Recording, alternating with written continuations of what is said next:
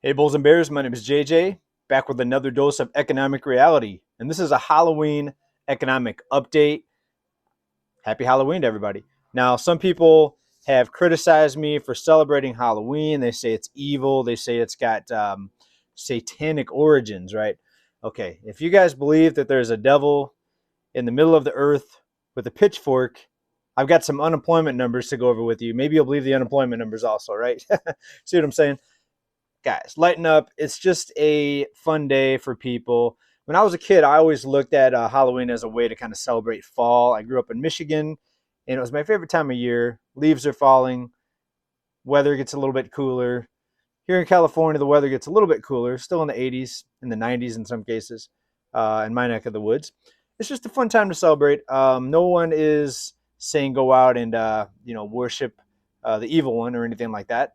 It's just a fun day. So I wore my hoodie for you. You can see my skeleton hoodie. Do you like it? Anyways, let's get into the financial news.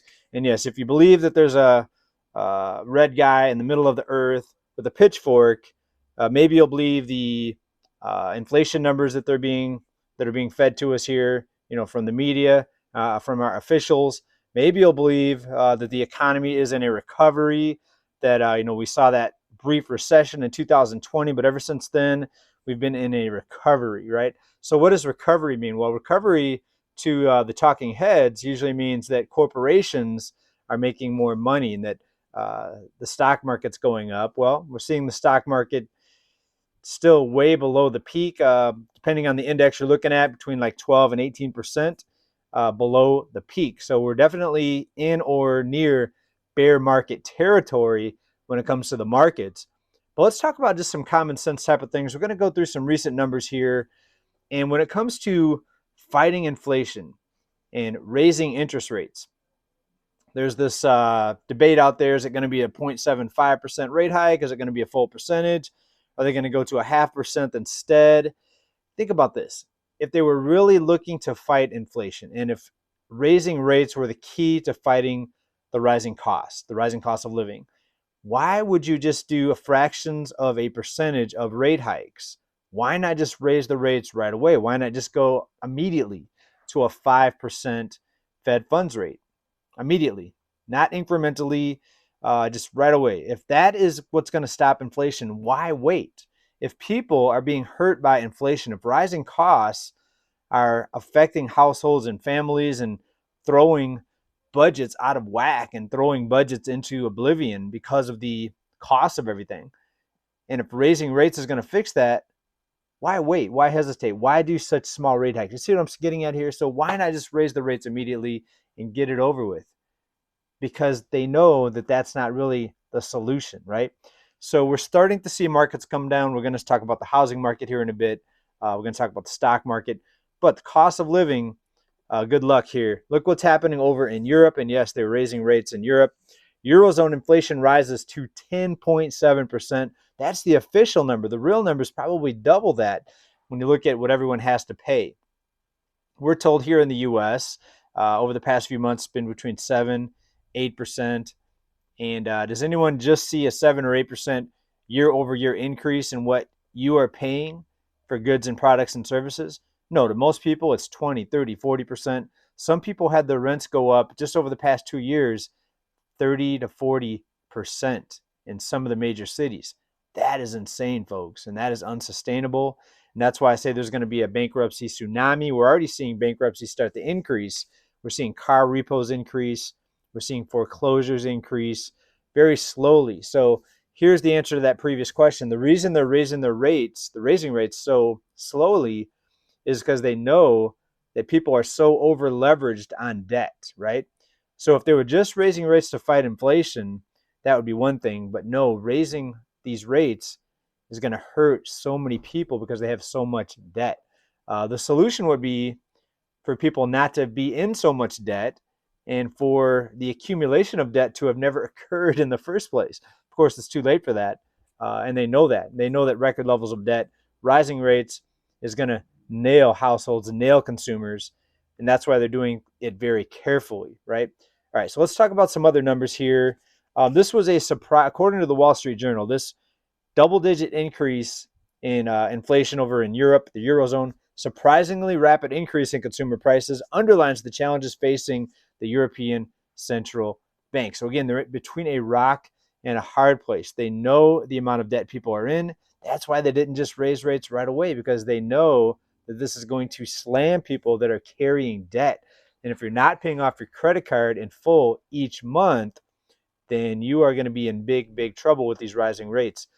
Credit card interest rates, remember, hit a 30-year high recently. A 30-year high. That's outrageous. Right? We also have mortgage rates at a 20-year high. So we've got the housing market correcting, the cost of automobiles starting to come down. But here is something regarding credit card interest rates. Actually, CNBC had it right here in this recent headline here. Borrowers are feeling the squeeze as interest rates climb, inflation remains high. So now we've got this double whammy against the US consumer. And some people in comments have said, I'm not a consumer. If you buy anything, you're a consumer. You're consuming, right? If you eat anything, you're consuming. If you drink anything, you're consuming. You're a consumer. We're all consumers. But anyways, borrowers are feeling the squeeze. So now we've got high inflation on this side that's not really being helped by the rate hikes, unless you look at housing and automobiles. But 90% of the things that we have to buy are still high priced and going higher. Fuel, a little bit of a correction. Gas, a little bit of a correction. But overall, just about everything is still high, right? We haven't seen deflation in most of what we have to purchase. That's just the facts. So we've got this double whammy, right? High debt, high cost of living, now higher interest rates. So the cost of carrying that debt is going to hit you hard if you're not paying off your debt in full each month. If you're on a fixed rate of interest, like a mortgage, if you're on an adjustable rate mortgage, that's another story. Those are very small and minimal now compared to what we saw in 2008. That's actually a good thing. But if you're not paying off your credit card in full each month, that's the biggest area where you're going to be looking at. Also, car loans are fixed. You don't have to worry about variable and car loans. The central bank is being very careful about pricking the stock market bubble. And yes, I think the stock market's in a bubble. When you look at valuations, when you look at earnings, earnings are good for a lot of the companies except for the tech industry. But when you look at oil and gas industry, also retail is not looking so good. But they're being very careful because they know that a lot of Americans' wealth are tied up in the markets. Your 401k and your retirement accounts, your pensions are based on the stock market for the most part. And once the wealth illusion vanishes, that's when the recession really kicks in, because when people are afraid to spend, when people drastically pull back on spending, that's the economy. It's 70% consumer spending. So when consumers are scared, then spending gets pulled back, and that's really when you start seeing the job losses. Now, what could happen is if the Fed comes out and they don't raise rates by 0.75%, the markets are forward looking. You could see another huge rally in the stock market. Does that mean that we're out of the woods? No, because the stock market is not the economy. It's going to make people feel better about their retirement accounts, and that may have less fear, and that may prompt people to go ahead and keep spending and keep on taking out more debt and going further into debt, which will make the economy look better temporarily. But all this is temporary. You see, unless they do a massive debt forgiveness for everybody, not just student loans, but massive debt forgiveness for everybody, then we're just on borrowed time here. And there is going to be an expiration date on what we call the good times here. And these are the good times, believe it or not. Things are going to get a lot worse. Could take a while because we see how careful they're being on the rate hikes. And we see that the rescue programs are still in place. Some cities still have the rent moratoriums. You see what I'm saying here? So this is all controlled. It's a slow motion decline. It's a slow motion economic collapse, in my opinion. Please let me know what you think down in the comments. By the way, do you like my jacket here? We've got the expired driver's license with the skull. But also we have a game controller here. These are all things, I ate as a monster because, we all turn into monsters in Halloween. All right. Lastly, I've got a Halloween song out. Do you guys remember when I used to play the music and I took it off the channel because some people complained and also my views plunged when I started playing music?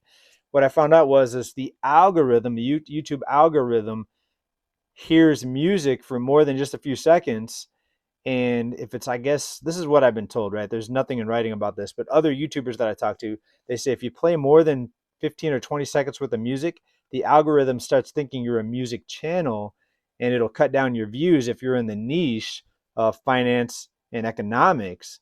And that's, they're saying, what hurt my channel. So I took the music away. Some of you said bring it back. We like the music. I took it away. It's a finance channel, right? But every once in a while, I might say, hey, here's a new song. Link down in the comments. I've got a new Halloween song out. You guys have heard this song if you've been on this channel for a while. I used to play this on the outro, but I've got lyrics to it now. It's a Halloween song. Don't be offended. Don't be offended if you believe in the red guy with the pitchfork. Don't be offended. It's just a day to have fun, guys. Relax. Don't be so uptight. Treat everyone wonderfully. Treat everyone with love. Treat everyone with kindness and mutual respect, regardless of their status, right? I see a homeless person, and I would talk to that homeless person just like I would a CEO of a major corporation or somebody with a multi-million-dollar home that's throwing a party. Just last week, you guys saw that video, right? Two weeks ago. So be kind, people, and keep stacking. As always, big love, everybody. Bye for now.